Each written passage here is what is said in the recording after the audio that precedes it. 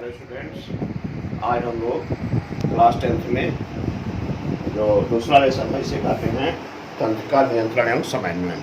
इसके पहले हम लोग पढ़ चुके थे जो कि जैव प्रक्रम में सभी तंत्रों के बारे में, और उसमें हम लोगों ने पाचन तंत्र के बारे में, श्वसन तंत्र के बारे में और रोधित परिसंचरण तंत्र, सर्जन तंत्र के बारे में पढ़ा था।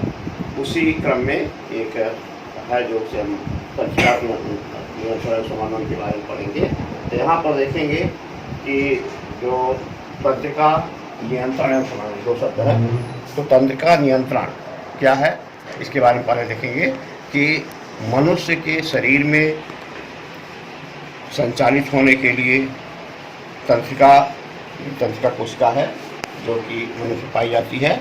इसका ध्यान से अध्ययन करें तो इसके जो भाग है इसे कहते हैं कोशिका काय या सेल बॉडी। इसमें एक केंद्रक है, ये डेंड्राइट्स है जिसे भूमिका कहते हैं। इसमें यह भाग है जिसे कहते हैं एक्सान, और इसमें जो छोटे छोटे कण दिखते हैं उसे कहते हैं निश्चित के कण। और इसमें जो माइटोकॉन्ड्रिया भी उपस्थित होती है, इस तरह से माइटोकॉन्ड्रिया उपस्थित है जो कि ऊर्जा देती है।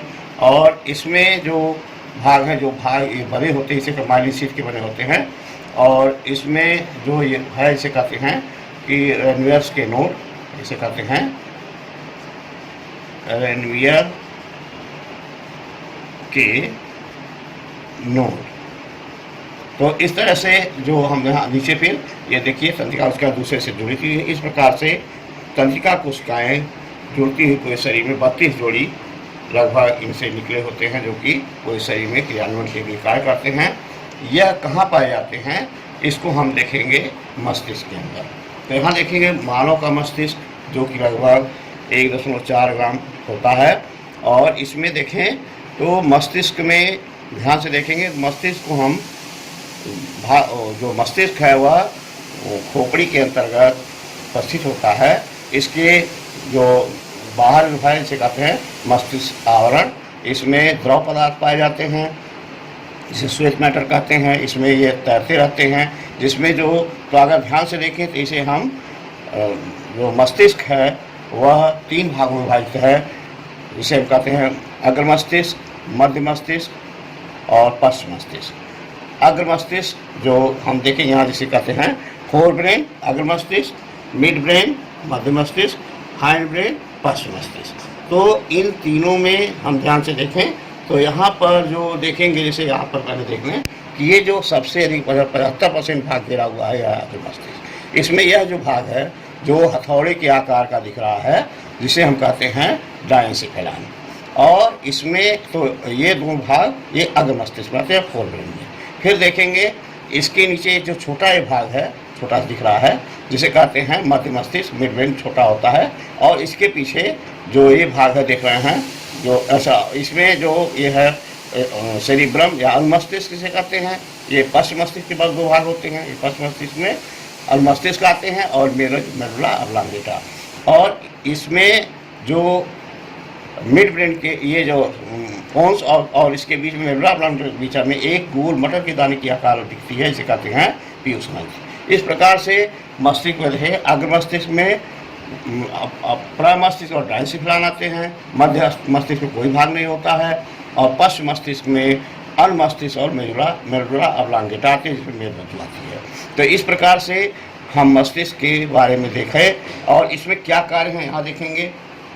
जो सेरिब्रम है जिसे हम प्रमस्तिष्क कहते हैं, यह आप देखें ये जिसे हम पहला कहते हैं, यह 2 का पहले सेरिब्रम को देखेंगे। यह 4 पाल में विभाजित होता है। पहली पाल को फ्रंटल पाल कहते हैं, दूसरे को पेराइटल पाल, तीसरे को टेम्पोरल पाल और चौथे को ऑक्सीपिटल पाल।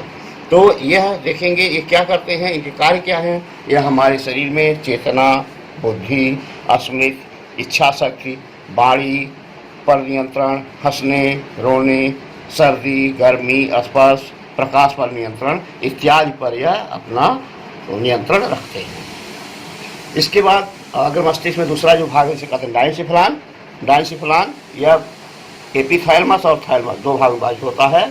इनका कार्य क्या है? यह हमें श्रवण दृष्टि में, स्वाद में, स्पर्श में और दाब में और कंपन में, पीड़ा में, स्मृति में, भावुकता में इत्यादि चीज़ों पर नियंत्रण ये रखते हैं।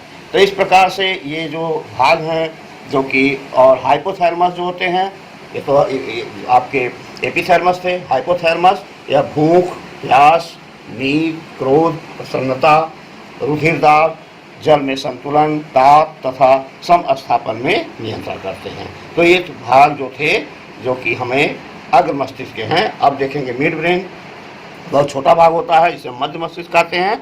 यह नेत्रों के पलकों को जो है आइरिस में प्रतिवर्ती क्रिया करना, मतलब जैसे कोई टार्च से रोशनी ना रहे तो बंद हो जाते हैं, तो प्रतिवर्ती क्रिया का काम ये करते हैं मिड ब्रेन। और प्रतिवर्ती का मतलब ये नहीं करते हैं, लेकिन ये जो है पलकों को गिराने में, उठाने में ये कार्य करते हैं। फिर यह है हाइंड ब्रेन तीसरा, जिसकी थोड़ा दो भाग में बटा होता है। तो इसमें जो बड़ा सा भाग देते हैं सेरिबेलम। सेरिबेलम यह जो क्या करता है, कंकाल की पेशियों में संकुचन कराता है। फिर उसके बाद केंद्रक पर नियंत्रण, ये जो है पेशियों पर नियंत्रण रखता है। फिर तंत्रिका इत्यादि के कार्य में क्रियान्वयन रखता है। मस्तिष्क जो पर नियंत्रण रखता है कि कार्यशील होता रहे। तो इस प्रकार जो हम लोगों ने पोन्स के बारे में देखा। फिर दूसरा है जो इम्पॉर्टेंट भाग होता है, इसे मेरुरज्जु कहते हैं। यह एक हम कहें एक दूसरे मस्तिष्क का, वैसे प्रधानाचार्य होते हैं, ऐसे मस्तिष्क प्रधानाचार्य है और मेरुरज्जु जो कि उप प्रधानाचार्य करता है, जिसे यह प्रतिवर्ती क्रिया का पर मुख्य नियंत्रण रखता है। तथा प्रतिवर्ती क्रिया क्या होती है, जैसे क्रिया के प्रति जो अनुक्रिया होती है उसी को प्रतिवर्ती क्रिया कहते हैं। फिर सुने प्रतिवर्ती क्रिया को, कि क्रिया के प्रति जो अनुक्रिया होती है उसी को प्रतिवर्ती क्रिया। जैसे इसके बारे में क्या होता है, जैसे मान लीजिए कि जैसे कि प्रतिवर्ती क्रिया में आप जैसे देखें, ये दो तरह की, एक ऐच्छिक होती है, एक अनैच्छिक होती है। तो जो अनैच्छिक क्रियाएं, जैसे हमारे तेज प्रकाश में आँख का बंद हो जाना, कोई टार्च से रोशनी मारे तो आँख बंद हो जाए। फिर ठंडक लगने पर शरीर कांपने लगना, या सुई चुभने पर जो है हाथ का हटाना, या जोर से आवाज़ करना, या मुख को खोलना, या सोते समय मुख का खुला रह जाना, ये सब क्रियाएं प्रतिवर्ती क्रिया किसके द्वारा संचालित होती हैं। तो मेडुला ऑब्लांगेटा में हम यहाँ देखिए मेरुरज्जु जो है, इसका हम टीएस काटें तो यहाँ देखते हैं कि यह जो है जिसे मेरुरज्जु कहते हैं, और इसे स्पाइनल कार्ड इसको देखते हैं। तो यह देखिए यहाँ पर दो भाग, एक बीच में भाग जिसे सिंह की तरह दिखाई पड़ रहा है, तो 1 2 3 4 यहाँ पर बीच में केंद्रक हैं, और यह न्यूरल स्पाइन से कहते हैं। और इसमें जो बाहर भाग है इसे कहते हैं, यह जो सिंह के रूप में है डार्सल हार्न, नीचे की तरफ वेंट्रल हार्न। इसमें जो द्रव पदार्थ भरे होते हैं, तो बाहर की तरफ होते हैं श्वेत द्रव, और अंदर की तरफ जो होते हैं उसे ग्रे मैटर कहते हैं। श्वेत द्रव और जो है रुधिर, ये आपके दो तरह के द्रव होते हैं, जिसे व्हाइट मैटर और ग्रे मैटर दो भागों में विभक्त होते हैं। यहाँ पर ये तंत्रिकाएं हैं, जैसे देखें जैसे सेंसरी नर्व है, मोटर नर्व है। किसी कार्य को करने के लिए क्रिया के प्रति क्रिया, तो ये सेंसरी नर्व सेंस कराती है पेशियों में, और उसके प्रति मोटर नर्व की क्रिया होती है। तो इस प्रकार से देखें कि जो रिफ्लेक्स से प्रतिवर्ती क्रिया है जो हमारे शरीर में, जो कि 32 जोड़ी फैली होती हैं, और वह क्रिया के प्रति क्रिया कराती हैं। और जैसे चलती हुई ट्रेन में रुकने पर शरीर का आगे बढ़ जाना, या दौड़ते हुए ठेस लगने पर गिर पड़ना, ये सब सारी क्रियाएं हमारी मस्तिष्क ये स्पाइनल कार्ड द्वारा होती हैं। तो इस वीडियो में हमने वो देखा कि शरीर का नियंत्रण और समन्वय कैसे होता है, ये सब चीज़ें देखें। अगले अध्याय में हम पौधों में जन्म के बारे में अध्ययन करेंगे। Thank you. हम लोग आज कक्षा 10 में जीव विज्ञान के अंतर्गत जो शारीरिक नियंत्रण और समन्वय के बारे में पढ़ रहे थे। तो शारीरिक नियंत्रण में हम लोगों ने पढ़ा था कि मस्तिष्क और उसमें नियंत्रण कौन करता है। तो मस्तिष्क जैसे हमने बताया था कि 3 तरह के होते हैं, fore brain, mid brain, hind brain. अग्र मस्तिष्क, मध्य मस्तिष्क, पश्च मस्तिष्क। अग्र मस्तिष्क को हमने बताया था वह 2 भागों में है, जैसे प्रमस्तिष्क और डायनसिफेरॉन। तो मध्य मस्तिष्क, फिर ऐसे हमने पश्च मस्तिष्क में 2 भाग बताया था, मेडुला ऑब्लांगेटा और मेरुरज्जु। तो इस प्रकार से हम लोगों ने देखा तो मेरुरज्जु जो है वहाँ पर प्रतिवर्ती क्रिया करती थी, जिससे कि शरीर में क्रियाएं होती थी। लेकिन तो हम लोगों ने मनुष्यों में देखा, पौधों में देखेंगे कि पौधों में कैसे समन्वय होता है। तो पौधों को देखें तो जैसे किसी भी उद्दीपन के प्रति उनकी अनुक्रिया होती है। जैसे आप देखें छुई मुई का पौधा है, तो उससे हम जैसे छूते हैं तो उसकी पत्तियां सिकुड़ जाती हैं, लेकिन बाद में वह सामान्य अवस्था में आ जाती हैं। तो होता क्या है, वह पत्तियां जिनमें कि पानी भरा होता है जड़ों के द्वारा जा करके, और जैसे छूते हैं वह पानी तने में आ जाता है, उसको मुरझा जाती हैं, फिर सामान्य अवस्था में आ जाती है कुछ देर बाद। फिर है वृद्धि के कारण गति। आप देखेंगे कि कुछ ऐसी, जैसे आप गमले का पौधा लें, गमले में एक पौधा लें और इसमें देखेंगे सूर्य के प्रकाश की तरफ, एक जैसे मान लीजिए सूर्य है और इसमें सूर्य के प्रकाश की तरफ ऊपर की तरफ जाता है, तो इसमें दो तरह की क्रिया होती है, गुरुत्वानुवर्ती क्रिया, जैसे एक ऋणात्मक होती है, एक धनात्मक। जैसे यह भाग सूर्य के प्रकाश की तरफ जाता है जिसे कहते हैं ऋणात्मक गुरुत्वानुवर्ती, और यह जो जड़ है नीचे की तरफ जाता है उसे कहते हैं धनात्मक गुरुत्वानुवर्ती। इस प्रकार से यह क्रियाएं हमें पौधों में देखने को मिलती हैं। यह कैसे होते हैं, हार्मोन्स के द्वारा होते हैं। जैसे पौधों में कुछ हार्मोन्स देख लीजिए, जैसे ऑक्सिन है, यह क्या करता है, जो प्ररोह है तना के अग्रभाग की वृद्धि करता है तथा कोशिका की लंबाई में वृद्धि करता है। फिर दूसरा है जिब्रेलिन, ये इसका कार्य क्या है, यह पौधों की तनों की लंबाई में वृद्धि करता है। तीसरा है जिसे कहते हैं साइटोकाइनिन, यह क्या करता है, यह कोशिकाओं की विभाजन तथा फलों और बीजों के निर्माण में सहायता करता है। तो इस प्रकार से, और चौथा है जिसे कहते हैं एब्सिसिकम, यह फल पौधों के मुरझाने में या संवहन की क्रिया उसी को कहते हैं, तो वह कार्य यह करता है। फिर है जो कि इस तरह से जो हार्मोन्स हैं जो पौधों के द्वारा उनकी समन्वय की क्रिया कराते हैं, तो इस प्रकार से जंतुओं में भी देख लें हार्मोन्स जो कि कार्य करते हैं। जैसे देखें थायराइड्स है जो थायरॉक्सिन नामक हार्मोन सिक्रीट करती है, और यह थायरॉक्सिन जो कार्बोहाइड्रेट, प्रोटीन, वसा की उपापचय में सहायता करती है। फिर दूसरा इसे देखें जंतु के हार्मोन, इसे कहते हैं एड्रेनलिन हार्मोन्स। ये क्या करता है, यह हृदय की धड़कन पर कंट्रोल करता है, यानी कम होना या अधिक होना इसी एड्रेनलिन हार्मोन्स के ऊपर निर्धारित होता है। तीसरा है टेस्टोस्टेरोन, यह क्या करता है, यह एक हार्मोन है जो कि नर तथा मादा में होता है और यह उनके लक्षणों को प्रदर्शित करता है। जैसे एस्ट्रोजन है का स्राव से, जैसे एस्ट्रोजन है कि का स्राव करता है या प्रोजेस्टेरोन का स्राव करता है, यह जो टेस्टोस्टेरोन के द्वारा होता है। फिर देखें इंसुलिन जो कि रक्त में शर्करा की को समन्वय स्थापित करता है, और इनकी अधिकता से जो है शर्करा बढ़ जाती है, कमी से भी शर्करा कम हो जाती है, तो इसमें समन्वय करता है। फिर अंतःस्रावी ग्रंथियां हैं, तो अंतःस्रावी ग्रंथियों में जैसे पीयूष ग्रंथि है जिसे हम मास्टर ग्लैंड्स भी कहते हैं। क्यों कहते हैं कि इससे कई प्रकार के हार्मोन सिक्रीट होते हैं, जैसे वृद्धि हार्मोन्स और आपके जो हैं FSH हार्मोन्स, LH हार्मोन्स, कई तरह के हार्मोन्स जो है इससे सिक्रीट होते हैं। इसीलिए इसे कहते हैं मास्टर ग्लैंड्स या पीयूष ग्रंथि को मास्टर ग्लैंड्स कहते हैं। फिर थायराइड ग्रंथि जो है वही अंतःस्रावी ग्रंथि है जो कि थायरॉक्सिन नामक हार्मोन्स करती है। फिर टेस्टोस्टेरोन है जो कि वृषण या टेस्टिस के हार्मोन्स करती है। इस प्रकार हम लोगों ने जंतु के हार्मोन्स में देखा, और अगले लेसन में हम लोग पढ़ेंगे जीवों में जनन। जो लेसन है उसे कहें जीवों में जनन, और इसके पहले हम लोगों ने जो पढ़ा था कि जो सारी नियंत्रण समन्वय, जिसमें हम लोगों ने पढ़ा था किस तरह से मस्तिष्क कार्य करते हैं, उनका समन्वय कैसे होता है। अब पूरी क्रिया को करने के लिए हार्मोन सिक्रीट होते हैं, जैसे जंतुओं में हार्मोन्स, पौधों में हार्मोन्स, जैसे हमने पौधों में हार्मोन्स बढ़ाया था जिब्रेलिन, और आपका है इसके बाद जिब्रेलिन या ऑक्सिन या साइटोकाइनिन, जितने भी हैं ये सब उनके समन्वय में सहायता करते हैं। इसी प्रकार जंतुओं में भी जैसे आपके मास्टर ग्लैंड्स हैं जिसे पीयूष ग्रंथि कहते हैं, जैसे कई प्रकार के हार्मोन सिक्रीट है, थायराइड है, इंसुलिन है, FSH है, LHS है, तो कई तरह के हार्मोन सिक्रीट होते हैं उससे, इसीलिए वह मास्टर ग्लैंड के नाम से जानी जाती है।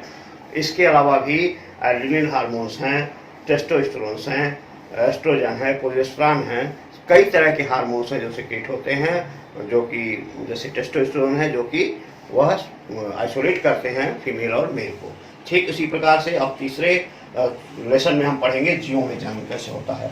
तो जीवों में जनन देखें जैसा कि एक है जनन को रिप्रोडक्शन कहते हैं। जनन क्या होता है कि प्रत्येक जीव या प्रत्येक जातियाँ अपने ही तरह के संतान को उत्पत्ति करने की क्षमता रखती हैं, या वो चाहती है कि हमारे ही जीव का विकास हो या जंतु का विकास हो, तो वो इसलिए वह जनन करने का कार्य करती हैं। आप देखें, जैसे एक उदाहरण देख लें कि एक घास है, मेड़ पे रहती है, लेकिन जैसे गेहूँ कट जाता है घासें तुरंत खेतों में फैल जाती हैं।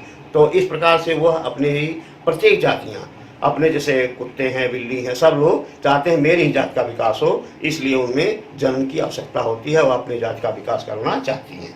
तो इस प्रकार देखें तो जनन है वह दो प्रकार का होता है, जिसे कहते हैं पहला एसेक्सुअल रिप्रोडक्शन या अलैंगिक जनन। तो अलैंगिक जनन जो कि जीवों में होता है, जैसे पौधे जंतु तो पहले देखेंगे विखंडन, जैसे अमीबा है, अमीबा जो कि एक कोशिकीय प्राणी है, कैसे होता है तो द्विविखंडन होता है। इसमें क्या होता है कि जैसे अमीबा है तो यह दो भागों में, यहाँ केंद्रक दो भागों में बढ़ जाते हैं, फिर यह दो भागों में बढ़ जाते हैं, फिर छोटे छोटे दो अमीबी तैयार हो जाते हैं। इस प्रकार यह द्विविखंडन के द्वारा में दो यहाँ तैयार हो गए, फिर 2 से 4, 4 से 8, 16 इस तरह की संख्या बढ़ती जाती है। तो यहाँ पहला देखा आप लोगों ने कि जिसे कहते हैं विखंडन या द्विविखंडन। फिर देखेंगे कि कायिक जनन। कायिक जनन में क्या होता है, शरीर में जो है, अगर मान लीजिए किसी एक्सीडेंटल से, जैसे प्लेनेरिया है जंतु, यह किसी कारण से 2, 3, 4 भागों में टूट जाता है, तो प्रत्येक टूटा हुआ भाग नए प्लेनेरिया का निर्माण कर देता है। तो इसे कहते हैं रीजनरेशन या पुनरुद्भवन, मतलब नए प्रत्येक पुत्राखंड एक नए प्लेनेरिया का रूप ले लेता है। तीसरा कहेंगे मुकुलन या बडिंग। इसमें देखेंगे कि जैसे हाइड्रा है तो इसमें ऐसे कलिकाएँ निकल जाती हैं और प्रत्येक कलिका निकल करके वह दो हाइड्रा का रूप ले लेती है। इस प्रकार से इनमें हम लोगों ने देखा मुकुलन के द्वारा। फिर चौथा देखेंगे कायिक प्रवर्धन, जैसे एक पत्ती है ब्रायोफिल्म, इसमें देखिए कलिकाएँ निकल जाती हैं, यही कलिकाएँ जड़ के रूप में निकल के नए पौधे का निर्माण कर लेती हैं, तो यह कायिक के द्वारा हो रहा। फिर तो इन्हों इस तरह से हम लोगों ने देखा कि और ये एक और देखेंगे यहाँ पर, जिसे कहते हैं बीजाणु समासंग, यह राजूपस में होता है। यहाँ पर देखिए बीजाणु होते हैं और निकल जाते हैं बाहर, इस तरह कई जो ये हाइफी हैं, इस तरह से यह अपना विकास करते थे। इस प्रकार हम लोगों ने एसेक्सुअल रिप्रोडक्शन को देखा। उसके बाद देखते हैं सेक्सुअल रिप्रोडक्शन। इसमें देखेंगे, आप जानते ही हैं कि 6 से लेके 8 तक के पढ़े विज्ञान में कि जो एंजियोस्पर्म प्लांट्स है, पुष्पीय पौधे, उसमें देखें किसी पौधे को लेंगे पुष्प को, तो सेम एक तरह होते हैं। जैसे इसमें बीच का भाग जिसे कहते हैं आवश्यक, ये जो आवश्यक है इसमें ये आपके जायांग हैं और पुमंग हैं, ये आवश्यक हैं, और ये बाह्य जो हैं जिसे कहते हैं अनावश्यक चक्र। तो अनावश्यक क्या, टूट गिर जाते हैं, तो इसको जहाँ उपस्थित होते इसका कहते हैं पुष्पासन, और यह पुष्पवृंत है। तो इसमें देखेंगे जो नर भाग है, तो यहाँ पर देखें भाग को, जैसे ये भाग जिसे मादा भाग कहते हैं, 3 भागों में विभाजित होता है। सबसे ऊपर के भाग को वर्तिकाग्र, फिर बीच को मध्यवर्तिका और नीचे अंडाशय होता है। ऐसे नर में होता है परागकोश, ये परागकण रहते हैं, पुतंत्र, और इसको जोड़ने वाले को योज कहते हैं। इस प्रकार देखें, इसे निषेचन की क्रिया क्या होती है। निषेचन किसे कहते हैं कि जब दो विभिन्न युग्मक, मतलब ये दो भिन्न युग्मक हैं, आपस में संलयित होते हैं, ऐसी क्रिया को निषेचन कहते हैं। यह क्रिया क्या होती है, परागण के द्वारा होती है। परागण किसे कहते हैं, जब एक ही पुष्प का परागकण दूसरे पुष्प के वर्तिका पर जा गिरता है तो उसे पर परागण कहते हैं, और उसी पुष्प पे गिरे तो उसे कहते हैं स्वपरागण। तो यह परागण की क्रिया के द्वारा, जैसे देखें यहाँ पर ये वर्तिकाग्र है, ये परागकण है, चले आए हैं, तो सब नहीं एक ही की ओर परागणिका के द्वारा ये आपके अंडाशय हैं, जिसमें कि यहाँ पर निषेचन की क्रिया करते हैं। और यह क्या होता है अंत में कि जितने भाई इसके बाह्य दल उमंग और सब टूट के गिर जाते हैं, और उसके बाद केवल अंडाशय रह जाता है, जो कि यहाँ पर देखिए यही अंडाशय यहाँ पर फल का रूप ले लेता है, और पुनः यह जो है अंकुरित होकर के मूलांकुर, जो कि जड़ की संरचना, और परांकुर तने की संरचना बनाता है। इस प्रकार अंडाशय परिपक्व भाग फल कहते हैं। इसमें यहाँ देखें ऊपर वाले भाग को परांकुर, नीचे को मूलांकुर, इस प्रकार यह अपना जर्मिनेट करता है। और इसमें जो है इस प्रकार की क्रियाएं हम लोगों ने देखा कि जीवों में जनन, जिसमें पौधों में देखा। अगले वीडियो में हम लोग जंतुओं में जनन देखेंगे। Thank you.